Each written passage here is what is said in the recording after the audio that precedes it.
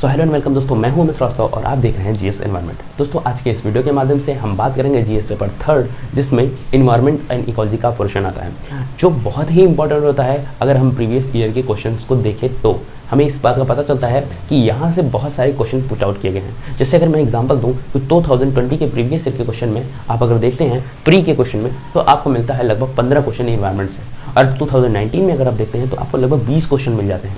तो इस तरीके से अगर क्वेश्चन पुट आउट किया जा रहा है तो जाहिर सी बात है कि ये एक मार्क्स गेनिंग टॉपिक है, और ये मार्क्स गेनिंग टॉपिक को समझने में थोड़ी सी दिक्कत आती है, क्योंकि कॉन्सेप्ट का लैक होता है, लैक ऑफ कॉन्सेप्ट होता है। तो कॉन्सेप्ट को क्लियर करेंगे आज के वीडियो के माध्यम से। आज से हमारी एक सीरीज स्टार्ट होगी जिसमें हम इन्वायरमेंट और इकोलॉजी के टॉपिक को पढ़ेंगे, विद कॉन्सेप्ट पढ़ेंगे, फुल्ली ब्रीफली इसका स्टडी करेंगे, और नोट्स भी कोशिश करूंगा प्रोवाइड कराने की। लेकिन इतना कंफर्म है कि वीकेंड पे कोशिश किया जाएगा आपका जो टेस्ट सीरीज है इन्वायरमेंट से रिलेट उसको सॉल्व करने की। तो चलिए वीडियो को स्टार्ट करते हैं। वीडियो बहुत इंटरेस्टिंग होने वाली है, फुल्ली कॉन्सेप्टेड होगी, जिसमें आपको इंटरेस्ट जरूर आएगा, आई होप। तो चलिए वीडियो को स्टार्ट करते हैं। वीडियो को पूरा देखिएगा, और अगर चैनल पर नए हैं तो चैनल को सब्सक्राइब कर दीजिए।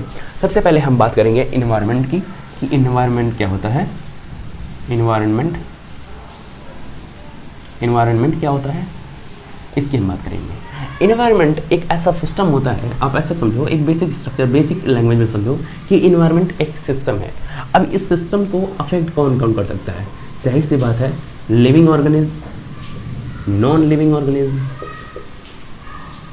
मेनी फैक्टर्स, जिसमें फिजिकल, केमिकल, बायोलॉजिकल, बहुत सारे फैक्टर्स हैं, matters, many matters, energy, different type of energy.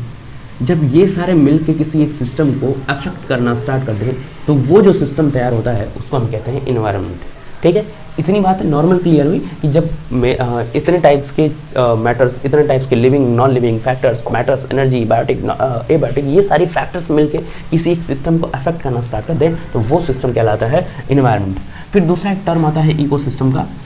Ecosystem क्या होता है? इकोसिस्टम का टर्म आप ये समझो कि ecosystem is definite unit of environment, या और फिर अगर इकोसिस्टम की बात किया जाए तो इकोसिस्टम एक ऐसा टर्म है, इकोसिस्टम एक ऐसा टर्म है, या इकोसिस्टम एक ऐसा सिस्टम है जिसमें जो ऑल इंडिविजुअल्स होते हैं, all individual with interacting with the environment, with physical, chemical और बायोलॉजिकल फैक्टर्स, मैटर्स, एनर्जी। यानी कि जब interaction between environment and individual होने लगे तो उस सिस्टम को हम कहेंगे इकोसिस्टम। ये तो बेसिक एक हम समझने की कोशिश की है। लेकिन अगर हम बात करें कि इकोसिस्टम बनता कैसे है, इनके इंफ्रास्ट्रक्चर को समझे, तो इनका इंफ्रास्ट्रक्चर को समझने से पहले हमें एक ह्यूमन के यूनिट की बात करनी होगी, एक लिविंग ऑर्गेनिज्म के यूनिट की बात करनी होगी। तो चलिए स्टार्ट करते हैं, बेसिक इंफ्रास्ट्रक्चर समझते हैं इकोसिस्टम का, बायोस्फीयर का, बायोम्स का एंड इंडिविजुअल का। तो चलिए देखते हैं। सबसे पहले हम बात करेंगे कि जो सेल होता है, जो लिविंग ऑर्गेनिज्म का जो यूनिट होता है, बेसिक यूनिट होता है लाइफ का, वो होता है सेल। सेल से आपको पता है कि बनता है टिश्यू। टिश्यू से क्या बनता है? Tissue system. टिश्यू सिस्टम से बनता है ऑर्गन। ऑर्गन से बनता है organ system. And then organ system के बाद तैयार होता है इंडिविजुअल। देखो अंतर क्या होता है सेल और इंडिविजुअल में। Individual is the basic unit of, किस चीज़ का यूनिट है? इन्वायरमेंट का, ठीक है, या इकोसिस्टम का बेसिक यूनिट है। बट अगर लाइफ की बेसिक यूनिट की बात करें तो वो क्या है? सेल है। दोनों में डिफरेंस समझो। Cell is the basic unit of life, individual is the basic unit of ecosystem और इन्वायरमेंट। ठीक, अब देखो ये होता क्या है कि इंडिविजुअल से मिलने से क्या बनता है? इंडिविजुअल के मिलने से बनता है पॉपुलेशन। पॉपुलेशन जब मिलती है तो बनती है कम्युनिटी। कम्युनिटी जब मिलती है तो बनता है इकोसिस्टम। इकोसिस्टम जब मिलता है तो बनता है बायोम। बायोम जब मिलता है तो बनता है बायोस्फीयर। अब हमें आना है बायोस्फीयर तक। हमने एक इंडिविजुअल, एक इंफ्रास्ट्रक्चर देखो यहाँ से रेडी होता है बायोस्फीयर तक। बायोस्फीयर का मतलब हम समझेंगे कि जहाँ पे लाइफ डोमिनेट हो, लाइफ डोमिनेट करे, उस एरिया को हम बायोस्फीयर कहेंगे। इसको हम लास्ट में समझने की कोशिश करते हैं। सबसे पहले आओ समझते हैं इंडिविजुअल क्या होता है। Individual is a being which can reproduce the fertile of spring. एक ऐसा एक ऐसा ऑर्गेनिज्म जो रिप्रोड्यूस कर सकता है एक फर्टाइल ऑफस्प्रिंग को, उसे हम कहेंगे इंडिविजुअल। जैसे आप किसी भी लिविंग ऑर्गेनिज्म को ले सकते हो जो क्या कर सकता है, रिप्रोड्यूस कर सकता है, रिप्रोडक्शन कर सकता है, ठीक। तो इंडिविजुअल क्या हो गया कि individual can reproduce the fertile offspring, तो वो हो गया इंडिविजुअल। फिर आता है पॉपुलेशन। पॉपुलेशन, अभी इंडिविजुअल का टर्म आपको क्लियर हो गया होगा। फिर आता है पॉपुलेशन। पॉपुलेशन में अगर समझा जाए तो क्या होता है कि a particular individual live in a particular habitat. अब देखो ये जो टर्म है ना हैबिटाट का, इसको आप ऐसे समझो कि जो जियोग्राफिकल एरिया है, किसी पर्टिकुलर जियोग्राफिकल एरिया पे एक पर्टिकुलर मेंबर, एक पर्टिकुलर इंडिविजुअल मेंबर्स जो हैं वो अगर लिव करते हैं, वो अगर रहते हैं, तो उस एरिया को हम कहेंगे habitat in the term of environment, in the term of ecology. तो अभी बात मैंने क्या किया कि population is a particular group of same individual, या ऐसे कहो कि population is a group of particular individual which live in a particular habitat known as population। फिर आ जाओ कम्युनिटी क्या होती है। कम्युनिटी में जस्ट सपोज करो डिफरेंट टाइप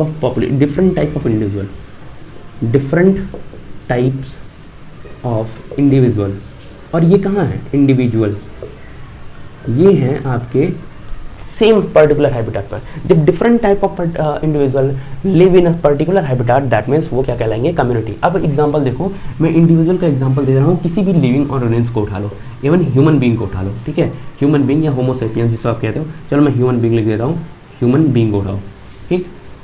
तो ह्यूमन बीइंग जो है ये है इंडिविजुअल। पॉपुलेशन की अगर बात करें तो ह्यूमन बीइंग मान लो इतने बड़े जोन में रह रहा है, यानी कि आपका एक एरिया तय है, एक आपने मान लो कि आपका एक एरिया तय कर दिया गया है कि इतने एरिया में या इतने हैबिटेट में सिर्फ और सिर्फ ह्यूमन बीइंग है, तो वो एरिया या वो जो पर्सन है या वो इंडिविजुअल है वो उस एरिया के पॉपुलेशन कहलाएगी। फिर आ जाते हो कम्युनिटी पे। तो कम्युनिटी में क्या हो गया कि आप एक इंडिविजुअल, सेम पर्टिकुलर इंडिविजुअल तो हैं, बट वहाँ पर डिफरेंट टाइप ऑफ इंडिविजुअल भी देखने को मिलते हैं। जैसे मान लो कि आप अपने घर में रहते हो, तो आपके घर में मान लो 4 मेंबर हैं, तो 4 के चारों मिलके क्या बना रहे हैं, एक छोटा सा पॉपुलेशन बना रहे हैं। समझो बस एग्जाम्पल के लिए, अपने घर पे क्या बना रहे हैं, ये छोटा सा पॉपुलेशन बना रहे हैं। फिर आप अगर अपनी गली को देखते हो तो आपकी गली में बहुत सारे क्या हैं, आपकी गली में बहुत सारे क्या हैं, कैटल्स हैं, डॉग्स हैं, ठीक।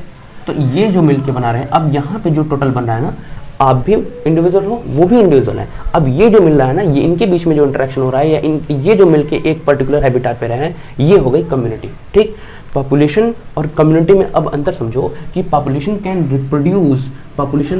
Reproduce of spring fertile, but the person of community, यानी पर्सन जो कम्युनिटी के पर्सन है, ये एक दूसरे से इंटरेक्ट करके रिप्रोड्यूस नहीं कर सकते, सॉरी, ये एक दूसरे के साथ रिप्रोडक्शन नहीं कर सकते।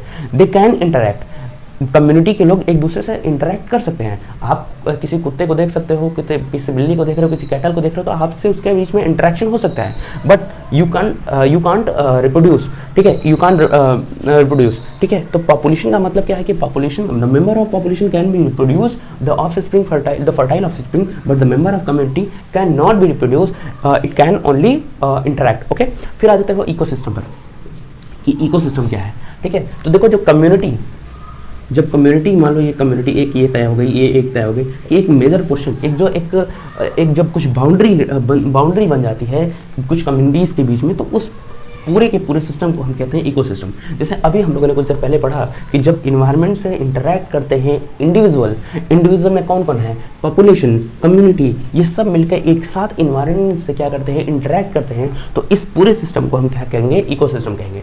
इतनी बातें क्लियर हो चुकी हैं। अब आ जाओ बायोम्स क्या होता है, बायोम्स एंड बायोस्फीयर रिजर्व। इसको समझने से पहले मैं थोड़ा सा इकोसिस्टम को और ब्रीफ करना चाहूँगा। अगर इकोसिस्टम देखोगे, इकोसिस्टम तो 2 टाइप्स के आपको इकोसिस्टम देखने को मिलते हैं। एक तो मिलता है ग्रासलैंड इकोसिस्टम और दूसरा मिलता है एक्वाटिक इकोसिस्टम, ठीक। एक मिलता है आपको ग्रासलैंड या टेरेस्ट्रियल कह दो, टेरेस्ट्रियल, फिर आप दूसरा कह दो एक्वाटिक, टेरेस्ट्रियल या एक्वाटिक। अब देखो बात ही होती है ना कि टेरेस्ट्रियल को हम मोस्टली ग्रासलैंड लिखते हैं, बिकॉज ऑफ किसी इको सिस्टम पर, किसी लैंड पर, किसी पर्टिकुलर हैबिटाट पे जो डोमिनेंस करता है, जो डोमिनेट करता है, हम उसी का नाम रखते हैं।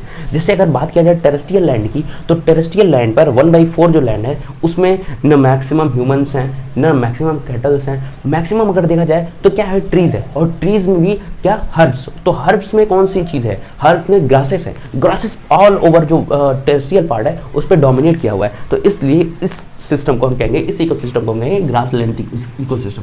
फिर आ जाओ एक्वाटिक इकोसिस्टम। तो एक्वाटिक इकोसिस्टम भी तुम्हारे 3 टाइप्स के आते हैं, जिसमें आपका fresh water ecosystem, fresh water, ऐसे मान लो ब्रैकिश वाटर लिख लो, brackish water, saline water and fresh water, fresh water ecosystem. और फिर फ्रेश वाटर को अगर देखोगे तो फ्रेश वाटर फर्दर 2 टाइप्स में डिवाइडेड है, lotic fresh water ecosystem and lentic fresh water ecosystem. Fresh water का कुछ एग्जांपल अगर देखा जाए तो आपको कुछ लेक मिलेंगे जिसमें डल है, जम्मू कश्मीर, वुलर है, वुलर्स है, कोलेरू है। तो ये जो लेक है ना, ये फ्रेश वाटर इकोसिस्टम के एग्जांपल हैं, ठीक है। इन सब चीज़ों को हम ब्रीफली आगे स्टडी करते रहेंगे। लोटिक का मतलब समझो, लेंटिक का मतलब समझो। लोटिक फ्रेश वाटर इकोसिस्टम वो वाटर इकोसिस्टम है जिसमें जो वाटर है वो क्या कर रहा है, मूवमेंट कर रहा है, ठीक है। मूवमेंट करता हुआ अगर है, वो बह रहा है, रिवर है, तो दैट मीन्स वो क्या है, लोटिक है। लेंटिक का मतलब ये होता है कि वो मूवमेंट नहीं कर रहा है, वो एक जगह स्टैग्नेंट है। स्टैग्नेंट वाटर सिस्टम जो है, स्टैग्नेंट का मतलब होता है ठहरा हुआ। तो ठहरा हुआ जल है यानी तालाब है, पॉन्ड है, ठीक है। तो ये जो हो गया वो आपका लेंटिक type of water of ecosystem है। तो आई थिंक आपको इकोसिस्टम तक का क्लियर हो चुका होगा। फिर बचता है हमारा biome and biosphere reserve, sorry biosphere. तो बायोम को समझते हैं, बायोम को समझते हैं अगर, तो इकोसिस्टम देखो, अभी मैंने इकोसिस्टम में जो बाउंड्री वाली बात की है उसको आप जरा सा इग्नोर करो और इसको समझो कि इकोसिस्टम है ये एक लार्ज स्केल है, एक बहुत सारे लार्ज स्केल, मतलब एक लार्ज स्केल है जो सेपरेट है डिफरेंट बाउंड्रीज से। बहुत सारी बाउंड्रीज इसको क्या करती हैं, सेपरेट करती हैं। तो वो जो सेपरेशन है वो बनाता है बायोम, ठीक है। उस चीज़ को इग्नोर करना जो मैंने अभी कुछ देर पहले बताया है कि बाउंड्री वाली बात, वो बाउंड्री वाली बात आती है बायोम में। Ecosystem is a large scale, ecosystem को बस ऐसा समझो कि जिसमें living organism interact with the environment, that means that is ecosystem. फिर बायोम में अगर आ जाओ तो ecosystem is a large scale, एक बहुत बड़ा स्केल है, एक बहुत बड़ा पैमाना है जो बहुत सारी बाउंड्रीज से क्या है, सेपरेट किया गया है, तो इसे हम कहेंगे बायोम। अगर आप वेजिटेशन की बात देखोगे, मैं आप फर्दर आगे एग्जाम्पल देता रहूँगा, जो आप अगर वेजिटेशन की बात करोगे तो वेजिटेशन में बहुत सारी चीज़ें ऐसी हैं जो आपको इंडिया में मिलती हैं और बहुत सारी ऐसी चीज़ें हैं जो आपको बाहर नहीं मिलती या बाहर किसी अन्य देशों में मिलती हैं। जैसे अगर मैं बात करूँ एशियाटिक लायन की, तो वो आपको इंडिया में मिलेगा। तो इंडिया में एशियाटिक लायन आपको मिल रहा है, तो वो एक लार्ज सिस्टम ऑफ इकोसिस्टम जो एशियाटिक लायन का है, वो डिफरेंट बाउंड्री से सेपरेट होने की वजह से सिर्फ और सिर्फ इंडिया में रह गया। इसको फर्दर हम एग्जाम्पल के माध्यम से समझेंगे, बट फिलहाल के लिए बायोम को इस तरह से समझो कि ecosystem is a large scale and separated by the different type of boundaries, that means that is biome. अब आता हूँ बायोस्फीयर क्या होता है। बायोस्फीयर को समझो तो हम अगर देखा जाए तो अगर अपने अर्थ को देखा जाए तो अर्थ 3 तरीके से मेनली जो है वो इंटरैक्ट करता है। सबसे पहले आता है हमारा हाइड्रोस्फीयर, या इसमें ओशनोलॉजी का कह दो। फिर आ जाता है आपका ओशनोलॉजी, ये आता है एटमॉस्फेयर, और ये आता है आपका जियोमॉर्फोलॉजी या लिथोस्फीयर, ठीक। जल, वायु और धरती, ठीक है, यानी एटमॉस्फेयर पर्यावरण, एटमॉस्फेयर, ठीक है, हाइड्रोस्फीयर यानी वाटर का जो स्फीयर है, एंड लिथोस्फीयर मतलब आपका जमीन, ठीक। तो इन तीनों से घिरा हुआ है जो हमारा अर्थ को अगर देखा जाए, या जो लिविंग ऑर्गेनिज्म की जो एक लाइफ की जो डोमिनेंसी होती है वो कहीं ना कहीं इन तीनों चीज़ों से घिरी हुई है। और इन तीनों चीज़ों के बीच में ये जो पार्ट है ना, ये जो एक पार्ट है जहाँ पे लाइफ एग्जिस्ट करती है, लाइफ डोमिनेट करती है, डोमिनेटिंग या लाइफ एग्जिस्टिंग, वो पार्ट जो है वो कहलाता है बायोस्फीयर, ठीक है। बिकॉज आपके मन में ये आएगा कि सर हाइड्रोस्फीयर का ये टॉपिक, ये पूरा एरिया, एटमॉस्फेयर का ये एरिया, लिथोस्फीयर का ये एरिया क्यों छोड़ दिया, सिर्फ और सिर्फ हम कह रहे हैं कि ये क्यों यहाँ पे ही लाइफ क्यों एग्जिस्ट करती है। बिकॉज आप अगर देखोगे तो आपको एटमॉस्फेयर के आपको कुछ लेयर्स मिलेंगे, जिसमें ट्रोपोस्फीयर है, ठीक है। ट्रोपोस्फीयर एक ऐसी लेयर है जिसके अंदर तक आप क्या कर सकते हो, लिविंग लाइफ जो है वो एग्जिस्ट करती है, ठीक। फिर अगर आप देखोगे लिथोस्फीयर, आप अगर अर्थ के एक सेक्शन को कट करते हो, ठीक, तो अर्थ के एक सेक्शन को कट कर दिया, यहाँ पे आपका लिथोस्फीयर, फिर यहाँ धीरे धीरे अंदर जाते हो तो कोर है, मेंटल है, क्रस्ट है। क्रस्ट के बाद लिथोस्फीयर आता है, ठीक। तो ये जो सबसे अपर रीजन है, हम एग्जिस्ट उस पर कर रहे हैं। अगर हमें कोई कह दे कि आप कोर में चले जाओ, अर्थ के कोर में चले जाओ, तो हम वहाँ पे एग्जिस्ट नहीं कर सकते, वहाँ पे हमारी लाइफ नहीं बच सकती। तो इसलिए हमारा डोमिनेटिंग ऑफ लाइफ जो कहाँ पे है, वो कहाँ पर है, लिथोस्फीयर में। हाइड्रोस्फीयर की अगर मैं बात करूँ तो बहुत सारी ऐसे फिशेज हैं जहाँ पे अगर मान लो मैं ये वाटर है, वाटर बॉडी है, तो हाइड्रोस्फीयर में भी लाइफ वहीं एग्जिस्ट करती है जहाँ पर सोलर एनर्जी पहुँच सकती है, यानी सन की रेज जहाँ तक पहुँचती है वहीं तक लगभग लाइफ एग्जिस्ट करती है। बहुत डीप में चले जाएंगे तो लाइफ एग्जिस्ट नहीं करेगी, लाइफ का डोमिनेशन नहीं दिखेगा। तो इसी तरीके से हम समझ सकते हैं कि आप अगर इन 3 रिंग्स के फॉर्म में समझने की कोशिश करें बायोस्फीयर को, तो बायोस्फीयर एक ऐसा जोन है जिसमें लाइफ डोमिनेटिंग है between the atmosphere, lithosphere and hydrosphere. तो आई थिंक आज का जो ये बेसिक टर्मिनोलॉजी थी जिसको हम बहुत कॉन्सेप्चुअलाइज करके पढ़ने की कोशिश की है, आई थिंक आपको क्लियर हो गया होगा।